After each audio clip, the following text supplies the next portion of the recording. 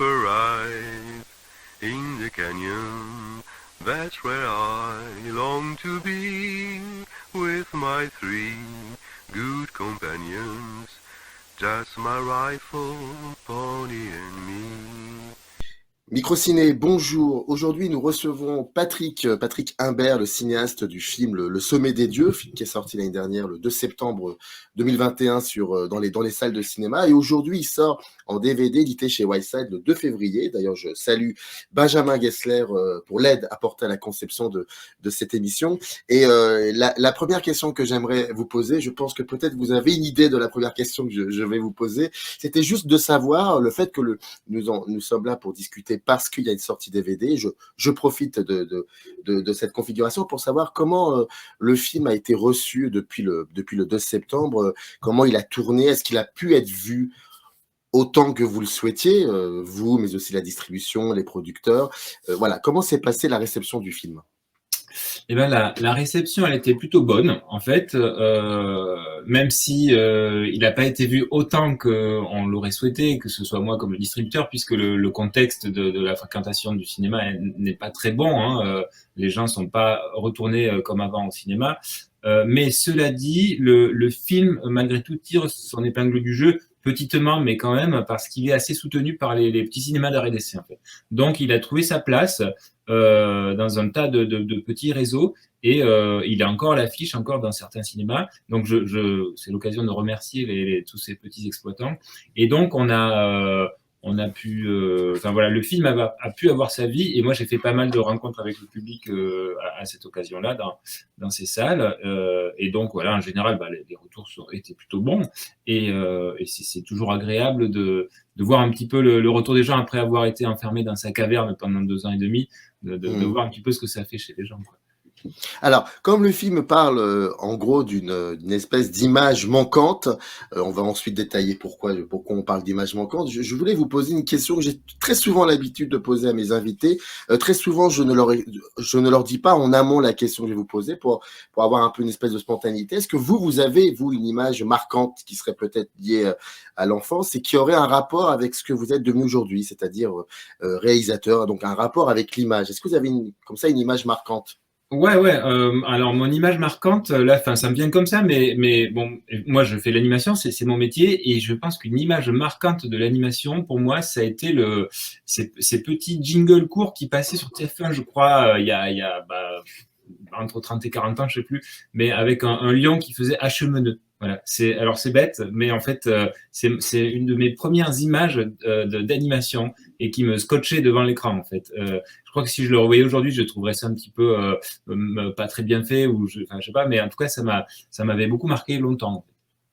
Et c'est pas forcément ça qui vous a poussé 40 ans après à être ce que vous. Alors non, c'est pas ça qui m'a poussé, mais en fait là c'est un point de vue rétrospectif et je m'aperçois que aujourd'hui que j'étais devant ces images-là, que en plus je comprenais pas très bien parce que j'étais vraiment tout petit, que j'étais devant ces images comme je suis aujourd'hui devant des images. En fait, j'aime beaucoup l'image, je viens de l'image au départ et j'ai ce rapport à l'image avec pas mal de fascination dedans qui était déjà présent tout petit, en fait.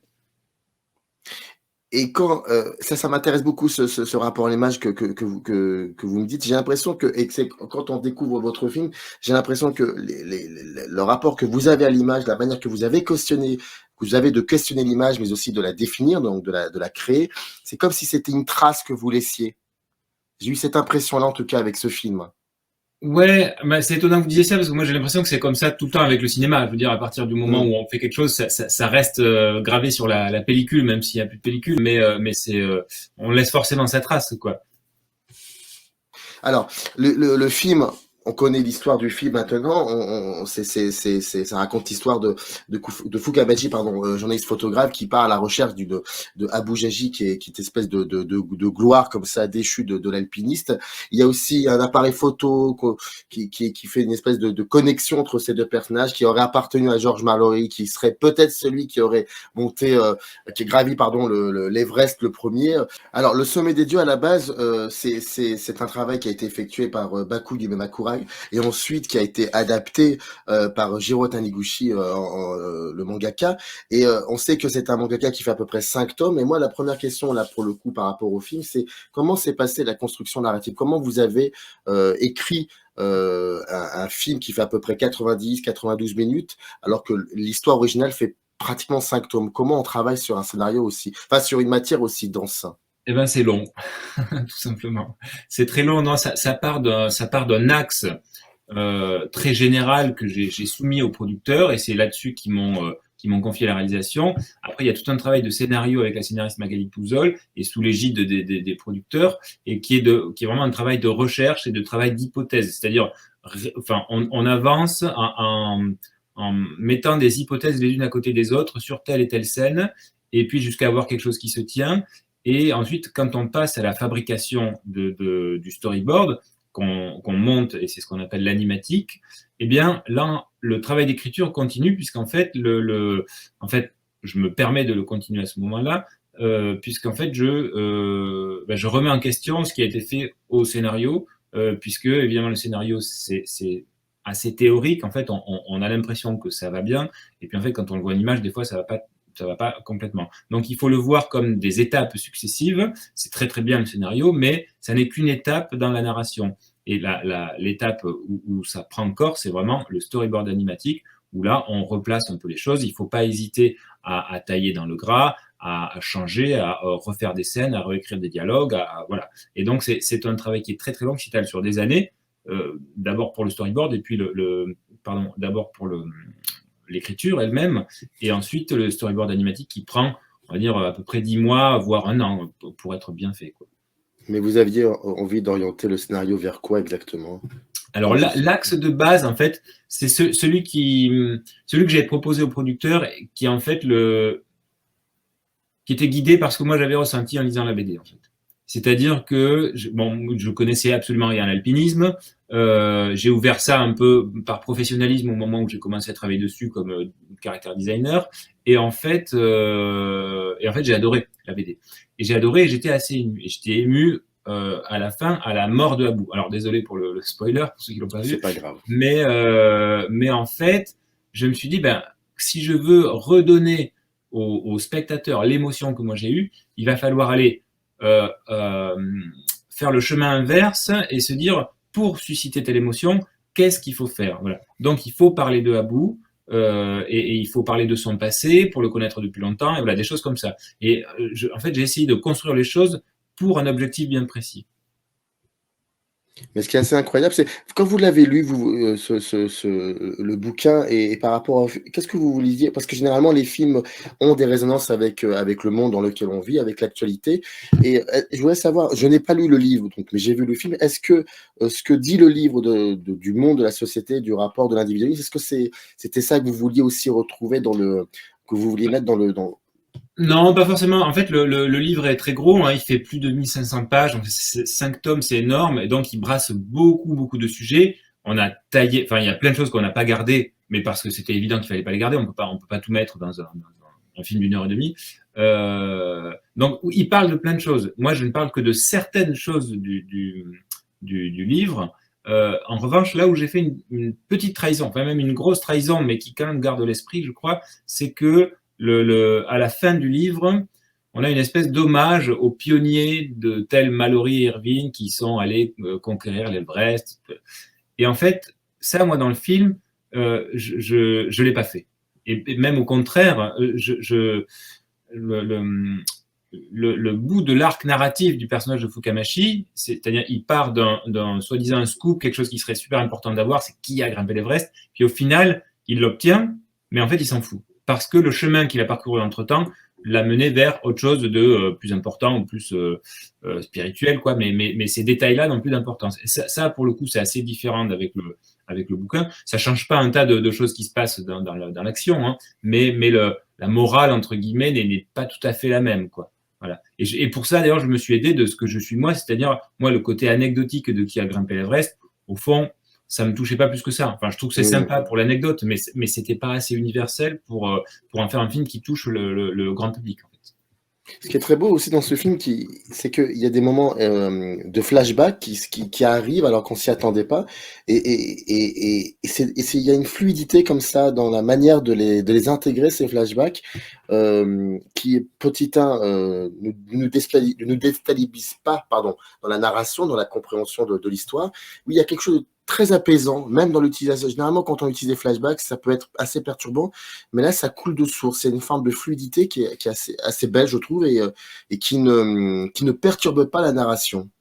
Eh ben, merci. Non, mais ça, c'est un travail de montage, hein, enfin, de Ouais. storyboard et montage qui est très très long et on se pose beaucoup de questions. Comme je disais, on remet beaucoup en question. Est-ce qu'il est opportun de faire un flashback à ce moment-là? Est-ce que ça casse pas trop la dynamique de la narration du présent? Est-ce que voilà, est-ce qu'on a dit assez de choses? Est-ce qu'on n'a pas passé trop de temps sur le passé plutôt que sur le présent? Donc enfin moi j'aime bien ces montages-là, mais ça pose un tas de défis, un tas de problèmes qu'il faut relever tout le temps.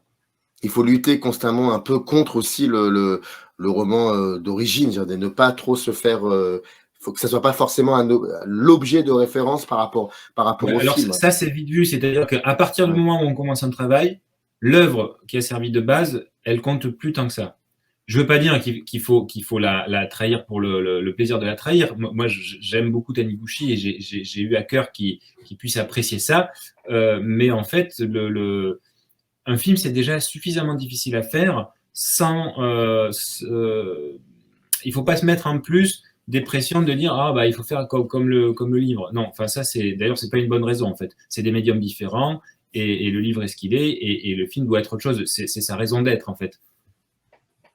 Alors, il y a aussi quelque chose d'assez intéressant et important, c'est la manière que vous avez de mettre en scène. C'est que je trouve que dans ce film, il y a quelque chose de très très beau dès le début, c'est de voir tous ces personnages de manière assez minuscule, qui sont avalés comme ça dans une espèce de décor. Et pour des raisons qui me dépassent, on voit cela, cette espèce de, et je trouve que ça pourrait donner même aussi l'intention au film parce que c'est dès le début on voit cela, ce côté, ce point, cette méticulosité que l'on retrouve dans le film qui donne aussi au film une espèce de mise en scène, d'une lenteur dans la mise en scène qui est juste ahurissante et qui force aussi, enfin, qui participe à la construction narrative. Il y a quelque chose qui reste toujours d'apaisant. Et cette méticulosité, elle est là depuis du début jusqu'à la fin. Oui, bah on essaye. Hein. Enfin, on n'est jamais aussi méticuleux qu'on voudrait, souvent par manque de temps ou d'argent. Mais enfin, évidemment qu'on aime bien faire les choses, donc on essaye quoi. Et puis après sur le sens qu'apportent les plans, ça c'est enfin, quelque part c'est normal dans le travail de mise en scène, c'est que les plans ont du sens. En tout cas, la manière de mettre en scène a du sens. Et en l'occurrence, le plan que vous mentionnez au début, c'est-à-dire deux petits bonhommes perdus dans la montagne, c'est un peu c'est le sens pas le sens du film complètement, mais c'est un peu le sujet, c'est-à-dire qu'est-ce qu'on est par rapport à la nature. Enfin, c'est un des sujets, et donc on n'est pas grand-chose en fait. Exactement. On parlait d'objets de référence. Vous aviez, vous, des références qui vous ont accompagné pendant la conception du film? Alors, bah, moi, des références, j'en ai vraiment mes plein. En fait, ça serait un peu long de faire la liste. Je suis quelqu'un de très, très influencé et j'ai besoin du travail des autres pour me dire que des choses sont possibles, en fait. Donc, je vais piocher vraiment partout, dans le cinéma, bien sûr, que ce soit la nouvelle vague, le nouvel Hollywood ou des réalisateurs beaucoup plus récents, mais ça va dans tous les sens. Mais je suis aussi influencé par la littérature. C'est-à-dire que on parlait d'images tout à l'heure, je disais que bon, j'étais fan d'images et tout, mais en fait, un film, c'est un récit et c'est d'abord un récit et de l'éditorial avant d'être de l'image. Et pour ça, moi, je suis plutôt influencé par la littérature plus que par le cinéma. Et par exemple, l'amoralisme d'André Gide m'a toujours marqué. Et c'est pour ça que je n'aime pas faire de la morale dans les films, de mettre du bien, du mal, enfin des choses trop manichéennes. Et il y a beaucoup d'auteurs comme ça qui m'ont marqué. En fait, j'ai énormément de références et j'essaie juste de ne pas être écrasé par elles. Et vous travaillez beaucoup sur l'ellipse aussi, j'ai l'impression. Alors, oui et pas tant que ça. C'est-à-dire que donc l'ellipse, c'est les bouches, hein, pour ceux qui ne savent pas. En fait, c'est un travail de bouche qui est très simple, qui est très sobre. En fait, contrairement à l'acting des Disney, où il y a beaucoup d'emphase qui peut être super, mais c'est un autre style. Donc là, c'est très très sobre. Il faut en faire peu, mais comme à chaque fois, dès qu'on en fait peu, si c'est mal fait, ça se voit. Donc, on met beaucoup d'attention à faire quelque chose de juste, en fait. Voilà. Et donc, les scènes dialoguées avec de l'acting, souvent, il se passe pas grand-chose. Souvent, il y a des très petits mouvements. Ça, c'est mes goûts. J'aime bien l'acting un peu fin. Et voilà, le fait d'en faire peu, ça nous oblige à le faire très très bien et très très finement. Il y a une séquence incroyable où l'on voit Abou qui raconte comment à son rival de toujours, il lui raconte, avant qu'il devienne son rival, il lui raconte comment il a réussi tel exploit. Et au moment où il lui raconte, vous choisissez d'utiliser les bruits de la ville. Et donc, là, pour le coup, c'est une idée de mise en scène. On est vraiment dans une idée de cinéma. Et pour bien montrer la jubilation de ce personnage, mais aussi la manière grandiloquente qu'il a de raconter les choses. Et j'ai cette impression que le son dans ce film, c'est vraiment, pour le coup, c'est pas quelque chose d'artificiel, d'illustratif, c'est un véritable élément, c'est une véritable question de cinéma. C'est un élément de mise en scène important, le son. Le son est très important, mais enfin, pour moi, c'est naturel, puisque c'est un des outils qu'on a à notre disposition avec l'image, donc ça serait bête de ne pas l'utiliser.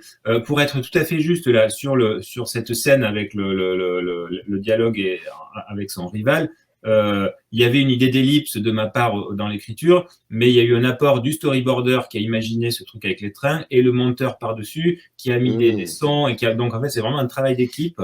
Et il se trouve que le monteur est musicien, il adore monter en musique, donc ça, il y a chez lui ce goût du son aussi.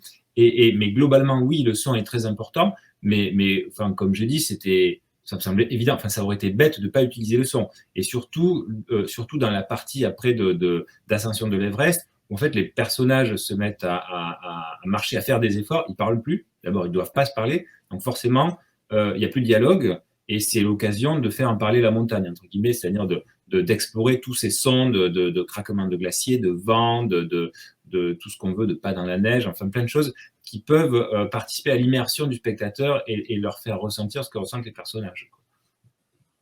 Des deux personnages entre Fukamashi et Abou, c'est lequel pas que vous vous sentez proche, mais lequel vraiment vous y trouvez quelque chose, une forme d'intérêt important? J'ai l'impression que Abou dans ce film, c'est vraiment un personnage passionnant à suivre, beaucoup plus passionnant que cet appareil photo, que Fukamashi. Il y a quelque chose.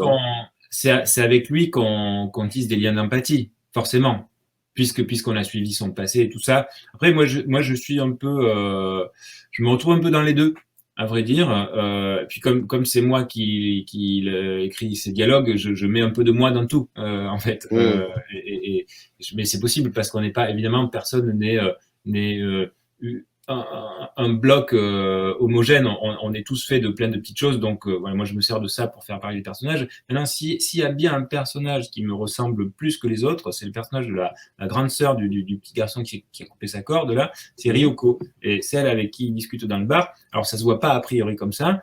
Mais en fait, je lui ai fait, je lui ai fait exprimer mon avis sur l'esprit de compétition, sur la montagne, le côté anecdotique. C'est-à-dire qu'en fait, elle s'en fiche un peu. Elle comprend pas trop. Elle dit mais pourquoi faire ça? En fait, pour moi, ça représente un peu la difficulté de ceux qui doivent rester avec le deuil de ceux qui sont morts en fait. Et c'est une partie de l'alpinisme dont on parle peu, mais qui pourtant est là tout le temps en fait. Et en me renseignant moi sur l'alpinisme, c'est quelque chose que j'ai vu très très souvent en fait. Les gens meurent forcément, et puis il y a ceux qui restent. Et je trouve que ça c'était un sujet énorme et c'était bizarre de pas le traiter. Donc je l'ai glissé un peu là. Et son côté où en fait elle se fiche de l'anecdote, elle se fiche de savoir qui a grimpé en premier. Elle ne sait pas d'ailleurs. Ça c'est moi. Pour le coup c'est complètement moi. Le personnage est complètement différent dans la BD. Le personnage comme ça dans le film, c'est moi qui l'ai façonné comme ça à mon image, quoi. Si j'ai bien compris le film, en fait, celles et ceux qui savent qu'Abou a enfin est monté au niveau du sommet des dieux, c'est nous, spectateurs, si j'ai bien compris. C'est pas, c'est ça. Voilà, c'est nous. C'est ça. Il y aura que nous, personne d'autre. C'est déjà beaucoup. Bah oui, c'est déjà énorme. Le film sort le 2 février, enfin le film est édité le 2 février chez Wildside. C'est Le Sommet des Dieux et dans le descriptif vous avez un petit lien qui renverra directement à la page Wildside pour vous procurer le DVD. Merci beaucoup en tout cas Patrick Imbert d'avoir pris le temps de répondre à ces questions et en tout cas je vous en suis vraiment reconnaissant. À très vite, très bonne journée à vous. Au revoir. Générique. Arrive in the canyon, that's where I long to be, with my 3 good companions, just my rifle, pony